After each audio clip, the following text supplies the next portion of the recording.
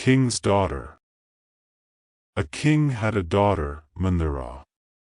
Princess Mandira had become so accustomed to comforts and luxuries that she could not live without them. She was her father's favorite child. When she grew up, her father started looking for a good husband for her. One day a young man came to the king. He asked the king for the princess's hand. The king talked to the young man for a long time. After that he agreed to marry the princess to that young man. But when the princess came to know that the young man she was going to marry was not a king or prince, she refused to marry. But the king was also his father after all. In the end he had to obey the king's orders. After the marriage, the bride and groom sat in a car and went to live in their house. His car stopped in front of a pig pen.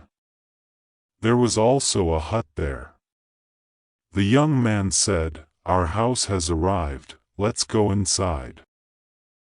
The princess was astonished to see how her father married her off to a pig farmer. But she couldn't do anything now.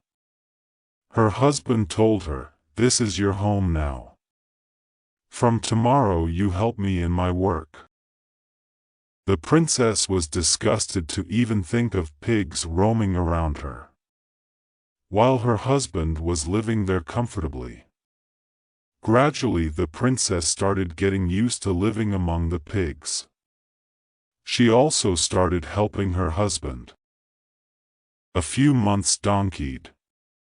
By now the princess had learned to do all the household work on her own. In fact, he started enjoying doing all this. One day suddenly her husband went somewhere without saying anything to her. He did not return for a long time. Then a carriage came there. It looked like a king's carriage. The coachman of the carriage said to Princess Mandira, "Our king has called you. Come with me." Mandira was no longer a princess but an ordinary pig seller. She was scared thinking why the king had called her. "Maybe my husband has made a mistake," she thought. The coachman brought Mandira to a royal palace. This was the palace of the king of that kingdom. He was called before the king. He could not understand what mistake he had made. He gathered courage and looked towards the king. She was about to ask why he was called here. Then he felt that he had seen the king somewhere before. After looking carefully, she realized that there was none other than her husband on the throne in front of her.